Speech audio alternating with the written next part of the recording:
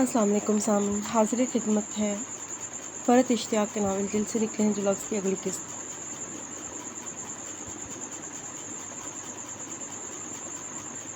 वो मेरे नावल लिखने पर इतनी खुश थी, उसके पब्लिश हो जाने की इतनी उम्मीद, इतना जोश था उसके पास। और अब हर बार जब हर जगह से मेरा मसवदा रद्द हो रहा था तो उसकी आंखें दुख से भर जाती, उनमें अश्क ठहर जाते। वो मुझे हौसला दिलाने को उम्मीद भरी बातें करती। मैं उसकी आंखों में बिखरे दर्द को देखकर रद्द होने का अपना सारा दर्द भूल जाता। याद रहता तो बस इतना कि मैं उसकी खुशी पूरी नहीं कर पा रहा, जो मुझे सारी दुनिया में सबसे ज़्यादा अजीज़ है। मैंने अल्लाह से दुआ मांगी मैं अल्लाह से दुआ मांगा करता था कि मेरा नावल पब्लिश हो जाए, इसलिए नहीं कि मैंने इस पर बहुत मेहनत की है, और मेहनत कभी किसी की रायगा नहीं जाती, बल्कि इसलिए कि मैं इस लड़की की आंखों में दुख नहीं देख सकता था, जिसकी सबसे बड़ी आरज़ू मेरी किताब देखने की थी। तकरीबन 1 साल हो रहा था मुझे नावल को पब्लिश कराने की कोशिश करते। इस 1 साल के दौरान मैंने बेशुमार जगहों पर अपना मसौदा रद्द होते हुए देखा था। अगर मैं अब्बा मियाँ का नाम इस्तेमाल करता तो मेरी किताब बआसानी शाया हो जाती। सादत अली ख़ान एक बहुत बड़ा नाम था। खुद अब्बा मियाँ किसी जगह मेरे लिए ज़्यादा तौर पे कोशिश ना भी करते, तब भी उनका नाम ही इतना था। वो बहुत से नामी ग्रामी पब्लिशर जो एक गैर मारूफ और नए राइटर को देखकर अक्सर गैर इखलाकी का मुज़ाहरा भी कर दिया करते थे, फ़ौरन मुझे अहमियत देने पर मजबूर हो जाते। मगर मुझे अब्बा मियाँ का नाम इस्तेमाल नहीं करना था। अगर उमर हसन का लिखा नावल पब्लिश होने के लायक होता तो मेरिट पे होगा, और अगर नहीं तो नहीं।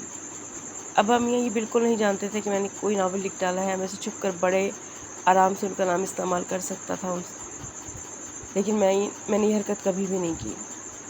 उमर, तुम जब JBM में अपना मसौदा क्यों नहीं देते? उस खाना खाने के दौरान बिदिया मुझसे बोली। JBM बुक्स, तुम जान बेगम की बात कर रही हो? मैंने उसे ऐसे देखा जैसे मुझे उसकी दिमागी हालत पर शुबा हुआ हो। हाँ, उन्हीं की। वो सलाद के पत्ते प्याले से चुन चुन कर खा रही थी। तुम खैरियत से हो? चारा खा खा के वाकई तुम? क्यों जनाब, कौन सी गलत बात कह दी मैंने? इतने पब्लिशर्स को तुम ट्राई किया तुमने, एक और सही। और फिर जॉन ने तुम्हारी कितनी तारीफ़ की थी, याद है हमारी आखिरी मुलाकात में? वो तुमसे कितना मुतासिर नज़र आ रहा था। वो मेरा जुमला दरमियान में उचक कर तेज़ी से बोली, बच्चों जैसी बातें मत करो दिया।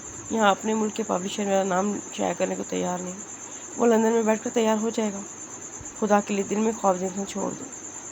मैंने अपनी प्लेट से पनीर के तमाम टुकड़े कांटे से इकट्ठे किए और उसकी प्लेट में डाल दिए। जिन पब्लिशर्स के बारे में पास भी तुम अपना मसौदा लेकर गए हो, उन्होंने उसे रिजेक्ट नहीं किया। ना ही इसलिए रिजेक्ट किया कि वो अच्छा नहीं है या गैर मयारी है और इशात के काबिल नहीं है, उनके मेयार पर पूरा नहीं उतरता, बल्कि सिर्फ इसलिए कि तुम नए और गैर मारूफ राइटर हो। उन्होंने तुम्हारे काम को तवज्जो से देखा ही नहीं। इसे वो अहमियत ही नहीं दी जो इस्टेब्लिश राइटर के काम को दी जाती है। याद है, यही बात जान ने भी हमें बताई थी कि चाहे नए राइटर का काम पुराने सिक्का बंद अदीबों से लाख गुना अच्छा हो, पर नए राइटर के साथ रिस्क कौन लेता है क्या पता। इनमें से किसी ने तुम्हें इनकार करने और माजरत करने से कबल तुम्हारा मसौदा ढंग से पढ़ने की जहमत भी गवारा ना की हो। उसने पनीर के टुकड़े मुंह में रखते हुए मुझे कायल करना चाहा। यही बात तो मैं तुम्हें समझा रहा हूँ कि मेरे मुल्क के पब्लिशर नया राइटर और गैर मारूफ होने के सबब मुझे रद्द कर रहे हैं, तो एक गैर मुल्की पब्लिशिंग हाउस इसे कैसे कबूल कर लेगा? और जॉन बिजनेसमैन है, किताबें पब्लिश करना उसका कारोबार है। वो रिश्तेदारियाँ जोड़ने और दोस्तियाँ निभाने नहीं बैठा कि महज जान पहचान और वाकफियत का लिहाज रखते अखलाकन और मुरव्वतन मेरी किताब शाया कर देगा। मैंने संजीदगी से समझाना चाहा। रिश्तेदारियाँ और दोस्तियाँ करने को कौन कह रहा है? तुम्हारा काम मेरिट की बुनियाद पर मुंतखब होगा। वहाँ मसवदा भेजने में ये फ़ायदा उमर के बगैर देखे और बगैर पढ़े उसे मुसर्रद नहीं किया जाएगा। जान तुम्हारे नावल के इब्तदाई 50 सफ़हात पढ़ चुका है और उनकी तारीफ़ भी कर चुका है, और सबसे बढ़कर किस्मत आज़मा लेने में क्या हर्ज है। फ़र्ज़ कर लिया कि वहाँ से भी तुम्हें रिजेक्शन का लेटर मौसूल हो जाता है, फिर इस इनकार के बाद कोई दुनिया ख़त्म थोड़ी हो जाएगी। बस ये इत्मीनान हमें हासिल हो जाएगा, हमने हर मुमकिन जगह कोशिश कर ली। यूँ ही हाथ पर हाथ धरे बैठे नहीं रहे। वो कायल होने के बावजूद कायल होने के नहीं, कायल करने के मूड में थी। दिया, पता नहीं इसे हम लोग याद भी होंगे या नहीं? पूरे 2 साल हो गए हैं मुझसे मिले हुए। जब हम नहीं याद होंगे तो नॉवेल के चंद सफ़ात उसने जो पढ़े थे वो क्यों कर याद होंगे? उमर उमर तुम्हारा फ़र्ज़ करो ना, हर मनफ़ी बात को मैं मान लेती हूँ, मगर तुम मेरी सिर्फ़ एक बात मानो, अपना मसवदा जान को भेज दो, प्लीज़ मेरे खातिर। अब बहस और इख्तिलाफ़ की कोई गुंजाइश नहीं रह गई थी। पहले भी हमेशा यही होता था। इस बार भी उस लड़की ने मुझसे अपनी कोई बात मनमानी होती थी ना, या शायद ये मेरी मोहब्बत थी जो कभी उसे ना ही नहीं कह पाया। इस बात गलत इसकी बात गलत तब भी सही लगती थी। मैं वदिया की बात मान गया था। मैं JBM बुक्स के पास अपना मसवदा जान बेगम के नाम लंदन खत रवाना कर दिया था। नावल मुकम्मल कर लेने के बाद तमाम अरसे के दौरान, यानी कि पिछले 1 साल में, मैं नावल की इशाअत की कोशिश के साथ अपने लंदन में एडिशन वगैरह से मुतालिक तमाम ज़रूरी कार्रवाइयाँ करने में मसरूफ़ था।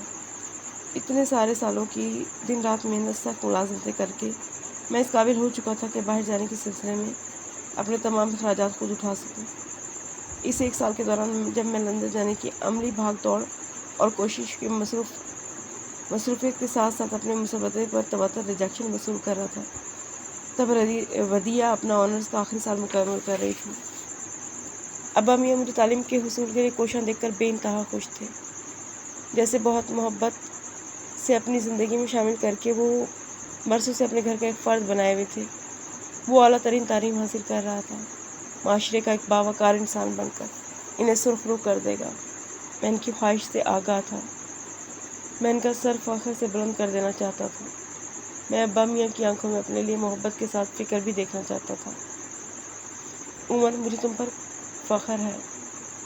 इस बात की खुशी है कि जो उम्मीदें मैंने तुमसे वाबस्ता की थी, तुमने वो सब पूरी कर दी। मैं उनके लबों से अपने लिए जुमला सुनना चाहता था।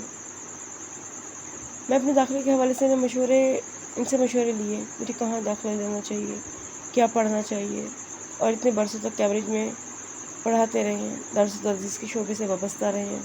उनके पास UK के तालीमी इदारों के मुतालिक बहुत शानदार मालूमात थी। मैं उनके मशवरों से इस्तिफ़ादा किया। जहाँ जहाँ उन्होंने कहा वहाँ दाखिले की अमली कोशिशें भी की। वो मेरे दाखिले के सिलसिले में मेरी माली मामनत भी करना चाहते थे। अभी मेरे पास अपने जमा किए पैसे अब्बा मियाँ, जब वो ख़त्म हो जाएंगे फिर आपसे ही मांगूंगा। मेरे लिए उनकी रहनुमाई और उनके मशवरे बहुत कुछ थे। उनकी रहनुमाई के बगैर मैं कभी दुरुस्त इदारे का इंतखाब ना कर पाता। जब मैंने जॉन को अपना मसवदा लंदन भेजा तब मेरा लंदन ही में दाखिला हो चुका था। मैं वहाँ क्रिएटिव में MFA करने जा रहा था। मैं लंदन जाने के बकिया तमाम फॉर्मेलिटीज़ पूरी करने में जल्द अज जल्द मसरूफ़ था, और इस दौरान मुझे अपना मसवदा JBM भेजे 1 या 2 नहीं, पूरे 6 माह गुजर चुके थे। पहले 2-3 माह मैंने मुसरत की जाने के इंतज़ार से ही, मगर जॉन की तरफ से इंतज़ार शिद्दत से था। फिर चौथे और 5वें महीने ये शदीद इंतज़ार फ़िक्र और परेशानी में तब्दील हो गया, और छठे महीने ये मुकम्मल मायूसी और नाउमीदी के बादलों में बदल गया। वदिया, जो मेरा मुसवदा भेजने पर बड़ी पुरजोश थी, वो भी छठे महीने के आते आते मायूस नजर आ रही थी। वो ऑनर्स मुकम्मल कर चुकी थी और इन्हीं दिनों अंग्रेज़ी अदब में मास्टर्स कर रही थी। उसके आर्टिकल्स अब भी बड़े अखबारात में जगह पाते थे। नॉवेल पब्लिश नहीं हुआ तो क्या हुआ, दुनिया ख़त्म तो नहीं होगी। उसने एक रोज़ मुझे रसानी से समझाया, वो अपने अल्फाज मेरे मुँह से सुनकर, मगर उसकी आंखों में फिर भी उदासी ही भरी रही। तुम चाहती थी मैं लिखूं, मैंने लिखा। मुझे लिख कर तमानित और सुकून मिला। तुम्हें मेरा लिखा पढ़कर खुशी, बस इतना काफ़ी है। हमारा बचपन भी तो यूं ही गुजरा है। मैं तुम्हें कहानियाँ सुनाता था, तुम खुश होती थी। मुझे भी तुम्हें कहानियाँ सुनाने में मज़ा आता था। वो कहानियाँ कौन सी छपती थी? ये नावल भी बस इसी मकसद के लिए था। मैं लिख कर खुश हूँ और तुम इसे पढ़ कर। ये हमारी आपस की एक चीज़ थी, और अब तुम इस बात पर अपना दिल हरगिज़ भी मैला ना करना, ना उदास होना, ना दुखी। मेरे लंदन जाने की बात भी नहीं। मेरा दिल इतनी सारी रिजेक्शन पर दुखा था, मगर ऐसे नहीं कि मैंने इसे असाब पर सवार कर लिया था। अब तुम भी इसे अपने असाब पर से उतार कर फेंक दो। दुनिया में नावल पब्लिश होने के अलावा भी मेरे लिए बहुत कुछ है। ये 5वें महीने के ख़त्म हो जाने के बाद की बात थी, जब मैं वदिया को ये बात समझा रहा था। मेरे जाने में बहुत कम दिन रह गए थे। मैं उसे दुखी और उदास छोड़कर नहीं जाना चाहता था। اور اب اپنے جانے کی آخری تیاری یعنی گرم کپڑوں وغیرہ کی خریداری، ساتھ ساتھ اپنی پیکنگ، دوست احباب سے الوداعی ملاقاتیں کرنے میں مصروف تھا۔ میرے جانے میں رہ بھی صرف 5 دن گئے تھے، 5 دن تھے اور مجھے کام بہت سارے نمٹانے تھے۔ اب امیاں ہر روز مجھے اپنے پاس بٹھا بٹھا کر یہ تلقین کر رہے تھے کہ مجھے جب بھی کبھی پیسوں کی ضرورت ہو میں تمہیں فوراً بے جھجک بھیجی ان سے رابطہ کروں۔ پیسوں کی کمی یا کسی بھی مالی مشکلات کے سبب مجھے تعلیم کے کسی مرحلے پر تعلیم مکمل کیے بغیر نہ چھوڑنی پڑ جائے۔ وہ دن قریب آ رہے تھے۔ جیسے جیسے ودیعہ کے چہرے کی اداسی بڑھتی جا رہی تھی، ہمارا اتنے برسوں کا ساتھ تھا، اتنے برسوں میں نے اسے کبھی اتنا اداس نہیں دیکھا تھا۔ اس کی آنکھیں مجھے ہر وقت بھیگی بھیگی لگتی، اس کے لبوں پر ہر پر پھیکی مسکراہٹ دکھائی دیتی۔ اس اداسی کی وجوہات میں جانتا تھا، یہ اداسی میرے جانے کی وجہ سے تھی۔ وہ اتنی بجھی ہوئی تھی، اس لیے بھی کہ میرے 2 سال کی محنت، اپنے پہلے ناول اور اپنی پہلی کوشش کی ناکامی کے ساتھ یہاں سے جا رہا ہوں۔ میں لکھنے کے لیے پیدا ہوا ہوں، اس کے دلائے اس یقین پر سے میرا اعتماد ٹوٹنے لگا تھا۔ وہ میرا اعتماد ٹوٹنے پر بہت اداس تھی۔ اس اداسی کی ایک وجہ اور بھی تھی، اور وہ دیگر تمام وجوہات سے بڑی تھی۔ وہ ماسٹرز کر رہی تھی، میرے پیچھے اس کا ماسٹرز مکمل ہو جائے گا، اور پھر ہر والدین کی طرح انکل آنٹی اس کی شادی کے متعلق سوچیں گے۔ تم یوں چپ چاپ خاموش بنا کچھ کہے چلے جاؤ گے۔ اس کی آنکھیں ہر وقت مجھ سے سوال کر رہی تھیں۔ میں اس کی آنکھوں میں تحریر بہت سے سوال پڑھ رہا تھا۔ وہ مجھ سے کس چیز کی آرزو کر رہی تھی، یہ جان رہا تھا۔ اس کے وجود سے لپٹے بہت سے خوف دیکھ رہا تھا۔ کہیں میرے علاوہ کوئی شخص اس کی زندگی میں زبردستی داخل نہیں ہو جائے گا، اور اس کے سارے خوف نظر انداز کر رہا تھا۔ میں اس کی تمام آرزوؤں کو جان کر بھی انجان بن رہا تھا۔ میں اس کے سب سوالوں سے نظریں چرا رہا تھا۔ خوف، پشیمانی، اضطراب، اداسی، میں سب کچھ اس کی آنکھوں میں دیکھ کر بھی کیا کر سکتا تھا؟ میرے اختیار میں کچھ بھی نہیں تھا۔ اسے کسی اور کا ہوتا میں کبھی بھی نہیں دیکھ سکتا تھا، مگر میری اوقات کیا تھی جو میں اسے طلب کرتا؟ سچائیاں اپنی تمام تر صفاقیوں کے ساتھ میرے سامنے آ کے کھڑی ہو گئی تھی۔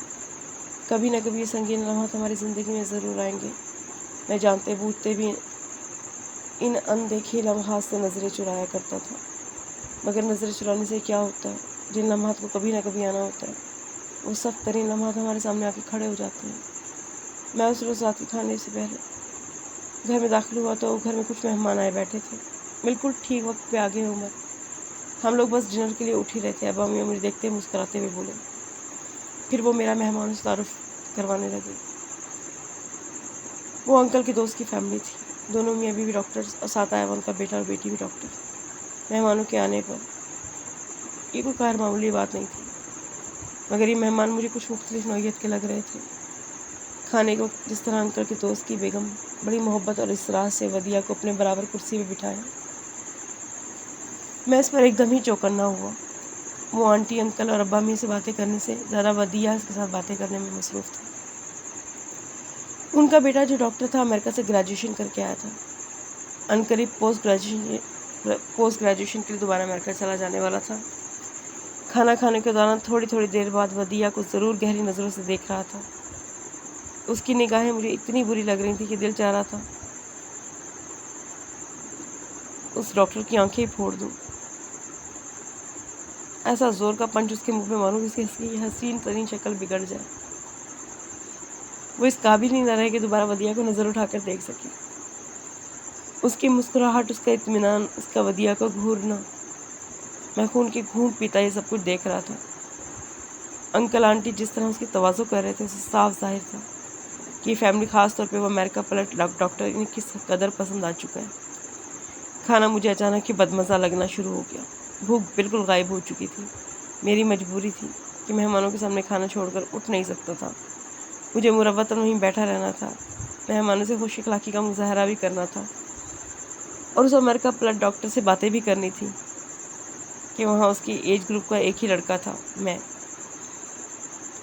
میں ودیعہ کی طرف نہیں دیکھ رہا تھا، مگر جانتا تھا آنٹی کے کہنے پر اچھی طرح سنورنے کے باوجود وہ خود کو کتنا اجڑا ہوا محسوس کر رہی ہے۔ اس کی آنکھوں میں آنسو بھی تھے۔ اس کا حال ایسا تھا کہ کسی بھی پل رو پڑے گی۔ میں اس سے نظریں چرائے اس کی آنکھوں میں جب آنسوؤں کو اپنے دل پر گرتا دیکھتا تھا۔ یہ لوگ ہمارے رشتے کے لیے آئے ہیں۔ ان لوگوں کے جاتے ہی وہ میرے پاس آئی اور طنزیہ لہجے میں مجھے اطلاع دی۔ ہاں مجھے پتہ ہے۔ اس کی طرف دیکھنے سے گریز کرتے ہوئے اپنے سوٹ کیس میں سامان رکھنے لگا۔ تمہیں پتہ ہے؟ یہ تو بہت اچھی بات ہے۔ ممی پاپا میری منگنی کرنے کے موڈ میں۔ اپنا جانا چند دن آگے بڑھا لو، میری منگنی میں شرکت بھی ہو سکے گی۔ میں اس کی طنز اور طعنے بازی پر بھی سر جھکائے اپنا کام کرتا رہا۔ اس نے کچھ دیر میرے جھکے سر کو بغور دیکھا، پھر جواب کا انتظار کیا، پھر بھاگتی ہوئی میرے کمرے سے باہر چلی گئی۔ مجھے پتہ تھا وہ رو رہی ہے، مجھے پتہ تھا وہ مجھ سے خفا ہے، مجھے پتہ تھا کہ وہ مجھ سے ایک واضح اظہار اور تھوڑی سی جرأت مندی کی توقع رکھتی ہے، مگر میں بے بس تھا، بے اختیار تھا۔ اس پل سے زندگی میں ہمیشہ اتنا ڈرا، اتنا بھاگا، اتنا خوفزدہ ہوا تھا، یہ جانتے ہوئے بھی کہ میرے ڈرنے، بھاگنے اور کترانے کے باوجود یہ پل ایک روز ہماری زندگی میں ضرور آئے گا، اور اس پل میری کم مائیگی میرے سامنے آ کر کھڑی ہو گئی، اور جو میرے مد مقابل تھا مجھ سے لاکھ درجے بہتر تھا، مجھ سے کہیں اچھا تھا۔ میرا اس کا کوئی مقابلہ تھا ہی نہیں۔ ایک معزز خاندان کا فرد، معاشرے کا باعزت، معزز والدین کا بیٹا، ماں باپ دونوں ڈاکٹر، ایک بہترین گھر، اعلیٰ تعلیم یافتہ خوشحال زندگی، روشن مستقبل، اور میں بے نام و نشان، لاوارث، نہ ماں نہ باپ کا پتہ، نہ خاندان کا۔ میں تو پہلے ہی مقام پر شکست کھا گیا تھا، آگے اپنا آپ کیسے منوا سکتا تھا؟ اب امیاں مجھے چاہے جتنا مرضی پیار کر لیں، مگر اس حوالے سے تو میں ان کے لیے قابل قبول ہو ہی نہیں سکتا۔ پھر انکل آنٹی کا تو سوال ہی پیدا نہیں ہوتا۔ کیسے سمجھاؤں اس پاگل لڑکی کو؟ اس کے قابل نہیں ہوں میں تو اس کی تمنا خود سے ڈر ڈر کر چھپ چھپ کر کرتا ہوں۔ اس کے ساتھ کے خواب خود بھی چھپ چھپ کر چوری چوری دیکھتا ہوں۔ وہ رو رہی تھی اور میں سکون سے کیوں کر بیٹھ سکتا تھا؟ بے سکون، مضطرب، میں اپنے کمرے سے نکل کر ٹیرس پر آ گیا۔ یہاں سے وہ پریشانی میں ٹہلتے لان میں میری اس پر نظر پڑی۔ وہاں لان چیئرز پر ودیعہ مجھے ابا میاں کے ساتھ بیٹھی نظر آئی۔ وہ اس وقت اکیلی نہیں، وہ رو رہی تھی ابا میاں کے پاس۔ میں اندھیرے میں دور سے اس کی شکل دیکھ کر خود اپنے آپ کو اطمینان دلانے کی کوشش کر رہا تھا۔ میری وجہ سے اسے دکھ مل رہا ہے اور میں اس کے دکھ کو دور کرنے کے لیے کچھ بھی نہیں کر پا رہا۔ دیا مجھے معاف کر دو، جو تمہاری آرزو ہے وہی میری آرزو بھی ہے، میری زندگی کی سب سے پہلی آرزو، میری زندگی کا سب سے پہلا خواب، مگر میں کیا کروں؟ میرے اختیار میں تو کچھ بھی نہیں ہے۔ جس روشن مستقبل کے سبب آنٹی انکل اسے تمہارے لیے پسند کر رہے ہیں، میں بھی اپنا مستقبل اس جیسا بلکہ اس سے بھی اچھا بنا سکتا ہوں۔ پچھلے کئی برسوں سے لاشعوری طور پہ یہی کچھ تو کر رہا ہوں، خود کو تمہارے قابل بناتا رہا ہوں، تمہارے خاطر ہر سختی جھیل سکتا ہوں، ہر امتحان سے گزر سکتا ہوں، میں تمہارے خاطر کچھ بھی کر سکتا ہوں۔ انتھک محنت، جہد مسلسل، میں اپنے مستقبل کو تو سنوار سکتا ہوں، مگر اپنا ماضی میں اسے نہیں بدل سکتا۔ میری پہچان، میری شناخت، میرا ماضی سائے کی طرح میرے ساتھ ہے اور ہمیشہ رہے گا۔ میں اسے زندگی بھر بھی پیچھا نہیں چھڑا پاؤں گا۔ مستقبل روشن اور تابناک بنا لوں، مگر ماضی کا کیا کروں؟ میں بہت بوجھل دل سے اپنے کمرے میں واپس آ گیا تھا۔ اگلے روز زندگی میں پہلی مرتبہ ایسا ہوا تھا جب ودیعہ مجھ سے بات نہیں کر رہی تھی۔ میری ہمت نہیں ہو رہی تھی اسے مخاطب کرنے کی۔ یہ ہماری زندگی کا پہلا موقع تھا جب ہم ایک دوسرے سے بات نہیں کر رہے تھے۔ وہ مجھ سے سخت خفا تھی اور کسی قیمت پہ بھی مجھ سے بات کرنے پر آمادہ نہیں تھی۔ میں اس کی ناراضگی دور کیے بنا، اسے منائے بنا یہاں سے کیسے جاؤں گا؟ میں اپنے کمرے میں اندھیرا کیے بالکل خالص ذہنی کے ساتھ بیٹھا ہوا تھا، اکیلا۔ پتہ نہیں کتنے گھنٹوں سے۔ عمر تمہارا فون ہے، ودیعہ کی آواز مجھے دور سے سنائی دی۔ وہ بھاگتی میرے کمرے کی طرف آ رہی تھی۔ مجھے اس کی آواز میں ناراضگی نہیں بلکہ ایکسائٹمنٹ محسوس ہوئی تھی۔ عمر، JBM بک سے تمہارا فون آیا، جلدی آؤ۔ وہ بھاگتی میرے کمرے میں داخل ہوئی تھی۔ میں ایک سیکنڈ میں اس کی بات کا مطلب سمجھنے میں لگایا۔ JBM بکس، جان بیگم، چلو جلدی عمر۔ وہ تیز قدموں سے چلتا اور وہ میرے پیچھے بھاگتی لاؤنج میں آئی۔ ودیعہ کے جوش و خروش سے بھرے چہرے کو دیکھتے میں نے ریسیور اٹھایا۔ مسٹر عمر حسن؟ دوسری طرف ایک لڑکی نے مجھ سے پوچھا۔ جی؟ میں کوئی لمبا فقرہ نہیں بول سکا، میرا دل ایک دم بہت زور زور سے دھڑکنے لگا۔ ودیعہ میرے بالکل برابر کھڑی تھی اور ریسیور اپنے کانوں سے لگائے مسز الزبتھ آپ سے بات کریں گی، میں لائن ملا رہی ہوں، آپ ہولڈ کیجیے۔ ودیا نے میرا بازو مضبوطی سے پکڑا ہوا تھا۔ اس کے چہرے پر اطمینان کے ساتھ ساتھ ایکسائٹمنٹ بھی تھی، اور میرے اندر صرف ڈر تھا۔